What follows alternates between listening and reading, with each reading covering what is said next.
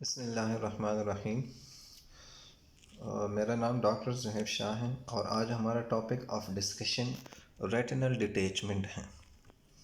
इसमें हम डिस्कस करेंगे कि रेटिना किस तरह डिटैच होता है और वो विजन पे क्या इफ़ेक्ट उसका पड़ता है और उसके इटियोलॉजी या उसके काजेज़ क्या हैं। इसके अलावा हम क्लासिफिकेशन भी पढ़ेंगे उसके कि कौन कौन सी डिटैचमेंट्स होते हैं, कॉमनली ज़्यादातर कौन से होते हैं। तो ये सारी चीज़ें हम इस टॉपिक में डिस्कस करेंगे।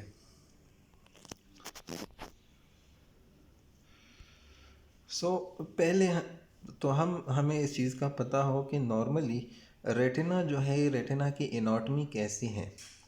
तो एनाटॉमिकली हमने जब एम्ब्रियोलॉजी से लेके अभी तक जितने भी एनाटॉमी पढ़ी है, तो retina basically clinically two layers retina के होते हैं।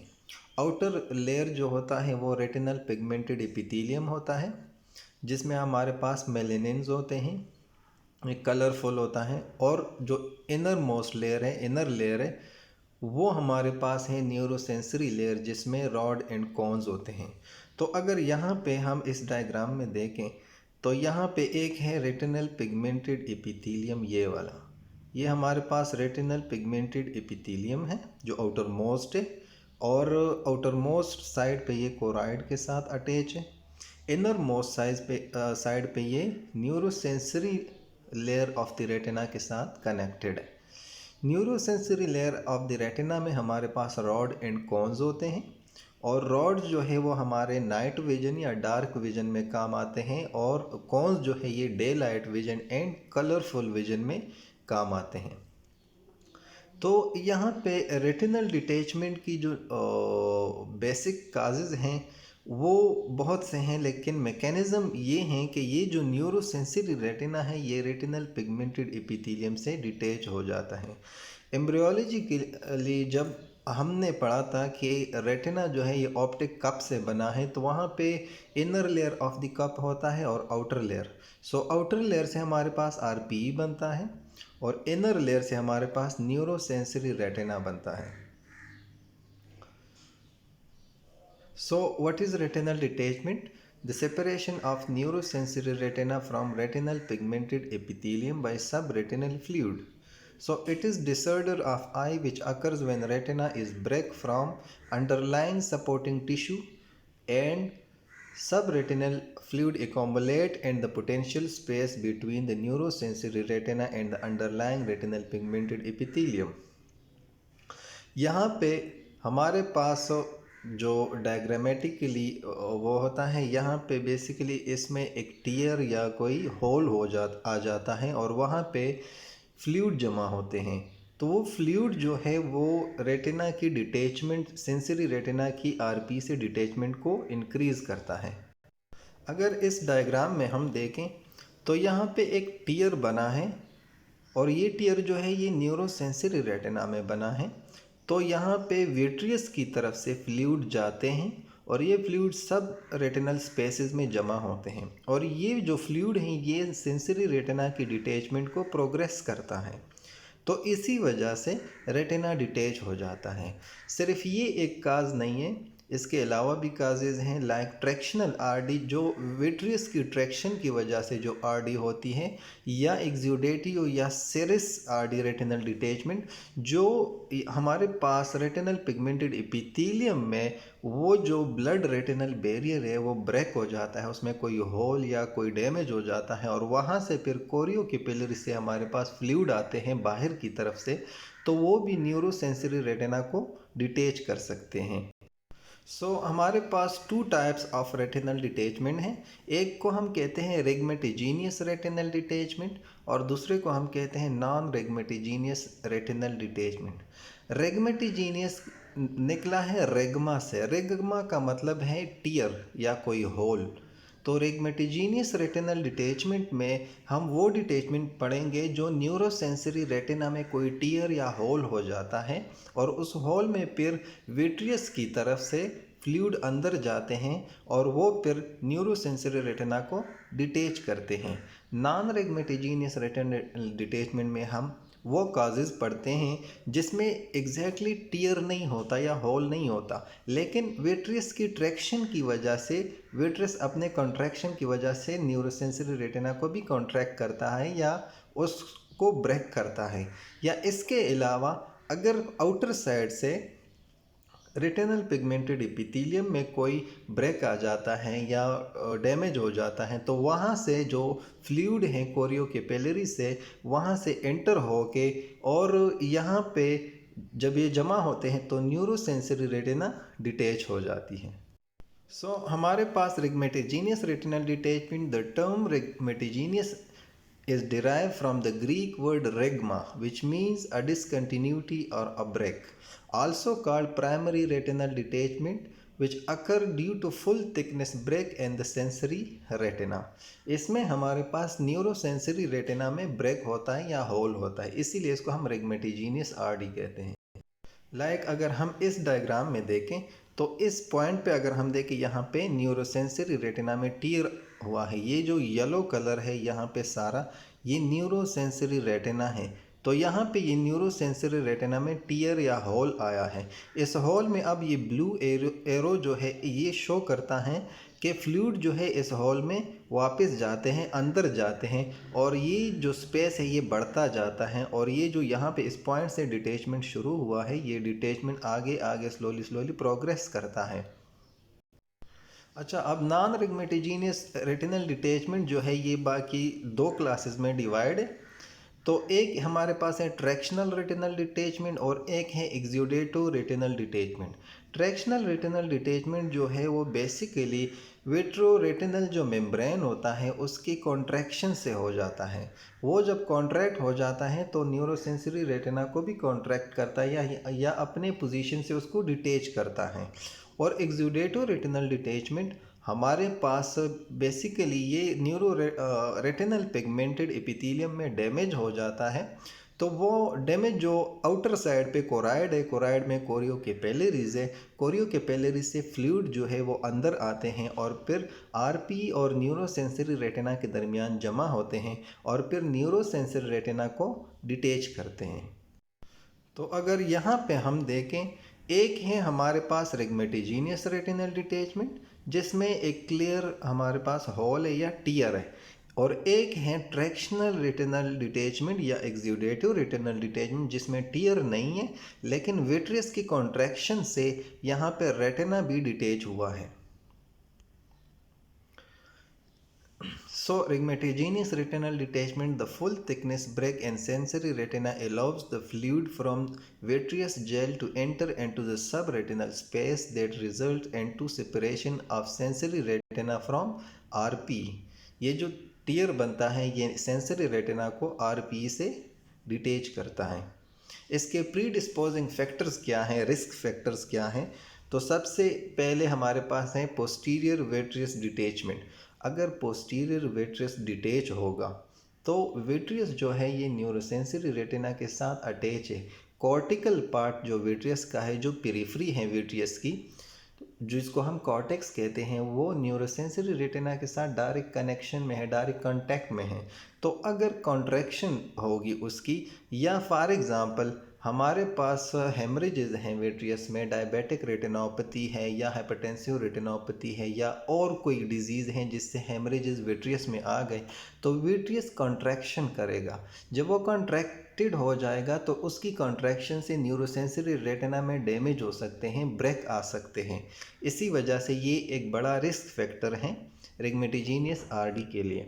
दूसरा जो है पेरिफेरल रेटिनल डीजेनरेशन या लेटिस डीजेनरेशन। पेरिफेरल रेटिना में जो पेरिफेरल न्यूरोसेंसरी रेटिना है उसकी एट्रोफी होती है या डीजेनरेशंस होती हैं, नेक्रोसिस होता है। उस डीजेनरेशंस की वजह से टीयर्स बनते हैं और उस टीयर में फिर सब रेटिनल फ्लूइड जमा होते हैं और उनके जमा होने से रेटिनल डिटैचमेंट हो सकता है। इसीलिए ये भी एक रिस्क फैक्टर है। तीसरा जो एक कॉमन रिस्क फैक्टर है वो है हाई मायोपिया, पैथोलॉजिकल मायोपिया जिसको हम कहते हैं। वो मायोपिया जिसमें रिफ्रैक्टिव एरर हमारे पास -6 डायोप्टर से ज़्यादा हो, तो उसको हम पैथोलॉजिकल मायोपिया कहते हैं। और इस ऐसे मायोपिया में रिफ्रैक्टिव एरर स्लोली इंक्रीज़ नहीं होता, ये जंप्स में इंक्रीज़ होता है। ये बड़ी तेज़ी से रिफ्रैक्टिव एरर इंक्रीज़ होता है और इसकी वजह ये होती है कि हाई मायोपिया में आई बॉल का जो साइज़ है वो बढ़ता जाता है। तो जिस तरह एक बैलून या एक गुब्बारा है, उसमें जितना हम गैस डालेंगे, जितना डालेंगे, वो उसका साइज़ बढ़ता जाता है और एक टाइम आ जाता है जब वो फट जाता है। इसी तरह जब आई बॉल का साइज़ बढ़ता जाता है तो ये जो लेयर्स उसके होते हैं वो थिन होते जाते हैं। तो सबसे पहले जो ब्रेक्स या डैमेजेस आ सकते हैं वो रेटिना में आ सकते हैं। इसीलिए जब वो ब्रेक्स या डैमेजेस आ जाते हैं तो वहाँ पे फ्लूइड जमा होके न्यूरोसेंसरी रेटिना की डिटैचमेंट कर सकते हैं। चौथा जो पॉइंट है ट्रॉमा, कॉमनली ट्रॉमा की वजह से भी रेटिनल डिटैचमेंट हो सकती हैं। Like boxing, kick boxing, karate अगर उसमें लग जाती है आई, तो उससे हमारे पास न्यूरोसेंसरी रेटिना आरपीई से डिटैच हो जाती हैं। और एक मोस्ट इम्पोर्टेंट पॉइंट एफेकिया, जब हम कैटरेक्ट सर्जरी करते हैं और लेंस नहीं डालते, या specifically intra capsular cataract surgery जिसमें हम कैप्सूल भी हटाते हैं, तो हमारे पास जो विट्रियस होता है वो आगे आ जाता है और प्यूपल को ऑक्लूड करता है। तो अगर विट्रियस आगे आएगा तो पोस्टीरियर विट्रियस जो रेटिना के साथ अटैच था वो भी आगे आएगा। जब वो आगे आएगा तो अपने साथ न्यूरोसेंसरी रेटिना को भी वो कंट्रैक्ट करेगा। जब वो कंट्रैक्ट करेगा तो न्यूरोसेंसरी रेटिना आरपी से डिटैच हो जाएगी। तो ये प्री डिस्पोजिंग फैक्टर्स हैं रिग्मेटोजेनियस रेटिनल डिटैचमेंट के। अब क्लिनिकल फीचर्स क्या है, तो इस पेशेंट्स को साइंस और सिम्टम्स क्या होंगे। तो सिम्टम्स इसके हैं 4F। 4F का मतलब है floaters, flashing light, fall of vision and field defects. तो ऐसे पेशेंट को फ्लोटर्स होंगे black spots in the field of vision caused by vitreous opacities and posterior vitreous detachment. Floater basically हमारे विट्रियस में अगर ओपेसिटीज़ आ जाती हैं या लिक्विफिकेशन आ जाता है, तो वो जो चीज़ें जब हम आसमान की तरफ देखते हैं तो हम वो ऐसे लाइक फ्लोट करती हैं। तो जब हम उसको फॉलो करते हैं वो आगे भागते हैं। तो ये बेसिकली ओपेसिटीज़ या लिक्विफिकेशन विट्रियस में हुई होती हैं, उसकी वजह से हमें फ्लोटर्स फील्ड में नज़र आते हैं। दूसरा जो सिम्टम है फ्लैशिंग लाइट, तो ये क्यों होगा, क्योंकि ट्रैक्शन, रेटिना का ट्रैक्शन हुआ है या पोस्टीरियर विट्रियस डिटैचमेंट की वजह से ट्रैक्शन हुआ है। तो ऐसे पेशेंट को लाइट जो है वो फ्लैशिंग उसको फील होगी, लाइट फॉर एग्जांपल उस पर लाइट की फ्लैशिंग होती है, इस तरह उसकी फीलिंग आएगी, तो वो बर्दाश्त नहीं करता। तीसरा जो पॉइंट है fall of vision, so sudden painless loss of vision occurs due to the detachment of macula. क्योंकि रेटिना, न्यूरोसेंसरी रेटिना में सेंटर पॉइंट में मैकुला है, तो अगर रेटिना डिटैच होगा तो मैकुला भी डिटैच हो सकता है। तो अगर मैकुला डिटैच हो गया तो विजन डायरेक्टली डिक्रीज हो जाएगी, क्योंकि सेंट्रल विजन जो है टोटली मैकुला पे डिपेंडेंट है। तो अगर मैकुला डिटैच हो गया तो विजन जो है वो ड्रॉप हो जाएगा। एंड चौथा पॉइंट फील्ड इफेक्ट्स। तो फील्ड इफेक्ट्स क्यों होंगे? Field effects are perceived as a dark curtain due to detachment of peripheral retina. Peripheral retina में जब डिटैचमेंट हो जाएगी तो हमारे फील्ड में हमें ऐसे लगेगा जैसे कोई पर्दा है, कोई पर्दा साइड पे है, हमें ऐसे नज़र आएगा, ऐसे हमें फील होगा, इसीलिए फील्ड इफेक्ट्स होंगे हमें। ये हैं फ्लोटर्स, लाइक वॉर्म्स, लाइक चीज़ें फ्लोट करेंगी जब हम आसमान की तरफ देखेंगे। एंड ये हमारे पास फ्लैशिंग ऑफ लाइट्स हैं। ये पेशेंट को ये सिम्टम्स होंगे। अब साइंस क्या होंगे? तो साइन में विजुअल एक्विटी कम होगी अगर मैकुलर इन्वॉल्वमेंट है या और मैकुलर डिटैच है, या उस जो फ्लूइड जो थे वो मैकुला में आए हैं और मैकुलर एडिमा हुआ है या मैकुलर डिटैच हुआ है, तो उसकी वजह से विजन जो है, विजुअल एक्विटी ड्रॉप होगी। उसके अलावा कन्फ्रंटेशन टेस्ट में हमें विजुअल फील्ड डिफेक्ट नज़र आएंगे, क्योंकि वो जो रेटिना था, चाहे पेरिफेरी में हो चाहे सेंट्रल में हो, अगर वो डिटैच हुआ है तो वो पॉइंट हमें ब्लैक या ग्रे नज़र आएगा, उसमें हमारी विजन नहीं होगी, इसीलिए फील्ड डिफेक्ट होगा हमें। तीसरा point RAPD, relative afferent pupillary defect होगा अगर टोटल डिटेचमेंट है। अगर टोटल न्यूरोसेंसरी रेटिना आरपीई से डिटेच हो गई है तो अब यहाँ पे रेटिना जो signals through optic nerve brain की तरफ जा रहे थे, तो अब न्यूरोसेंसरी रेटिना डिटेच हुई हैं, वो इमेज जो उस पर पड़ती हैं वो इमेज थ्रू ऑप्टिक नर्व नहीं जा सकती, इसीलिए हमें आरएपीडी होगा, रिलेटिव एफरेंट पिपिलरी डिफेक्ट होगा। ऐसे पेशेंट में उस आई में हमारे पास रिस्पॉन्स शो नहीं होंगे प्यूपल के। अगर हम नॉर्मल आई पे लाइट डालते हैं तो दोनों आइज़ के रिस्पॉन्सेज शो होंगे। उसके अलावा एक साइन है जिसको हम शेफर साइन कहते हैं, तो शेफर साइन पॉजिटिव होगा। और ये क्यों? क्योंकि anterior vitreous shows tobacco dust like opacities. Vitreous में हमारे पास टोबैको डस्ट लाइक ओपेसिटीज़ होगी और इसको हम शेफर साइन कहते हैं। तो रेटिनल डिटेचमेंट में ये साइन भी होता है। उसके अलावा कलर इज़ ग्रे और white with the loss of normal choroidal pattern. क्योंकि न्यूरोसेंसरी रेटिना आरपी से डिटेच हुआ है तो न्यूरोसेंसरी रेटिना ट्रांसपेरेंट है। अब वो जब डिटेच हुआ है और आरपी से आगे आया है तो वो जो नॉर्मल एक अपीयरेंस होता था फंडस का, अब वो अपीयरेंस उस डिटेच पार्ट में नहीं नज़र आएगा, तो कलर ग्रे या वाइट होगा। अच्छा, blood vessels appear darker with tortuous course at the surface. Blood vessels जो है ये ऐसे नज़र आएंगे जैसे ये कोई मतलब वो मैग्नीफाइड ब्लड वेसल्स नज़र आएंगे और डार्कर नज़र आएंगे, और टॉर्चस होंगे स्पायरल लाइक, मतलब टॉर्टेड ब्लड वेसल्स होंगे। उसके अलावा artery and vein appear to contain blood of the same colour. Artery और वेन दोनों में हमारे पास सेम कलर ऑफ ब्लड नज़र आएगा। अब डायग्नोसिस क्या है, डायग्नोसिस के मेथड्स क्या हैं हमारे पास? तो हम डायरेक्ट ऑप्थेल्मोस्कोपी कर सकते हैं और डायरेक्ट ऑप्थेल्मोस्कोपी से हमें रेटिना नज़र आ सकता है, लेकिन पेरिफेरल रेटिना हमें नज़र नहीं आ सकता। उसके लिए हम एंडायरेक्ट ऑप्थेल्मोस्कोपी यूज़ करते हैं और एंडायरेक्ट ऑप्थेल्मोस्कोपी एक बेहतरीन मेथड है। इससे हम टीयर भी मालूम करते हैं कि टीयर कहाँ पे है और टीयर का स्टेटस क्या है, जो होल है जो टीयर है उसका स्टेटस क्या है। इसके अलावा गोल्डमैन 3 मिरर मेथड हम यूज़ करते हैं, उससे सारा रेटिना हमें नज़र आ सकता है। उसके अलावा हमें इंटीरियर चैम्बर एंगल भी नज़र आ सकता है। एक बेहतरीन तरीका है रेटिना को असेस करने का और रेटिना के स्टेटस को असेस करने के लिए। उसके अलावा अल्ट्रासोनोग्राफी या बी स्कैन एक मेथड है।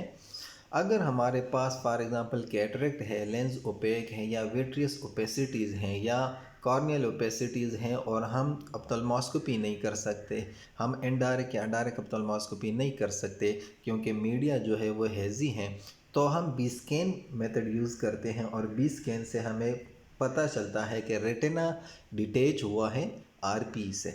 तो ये डायग्नोस्टिक मेथड्स हैं।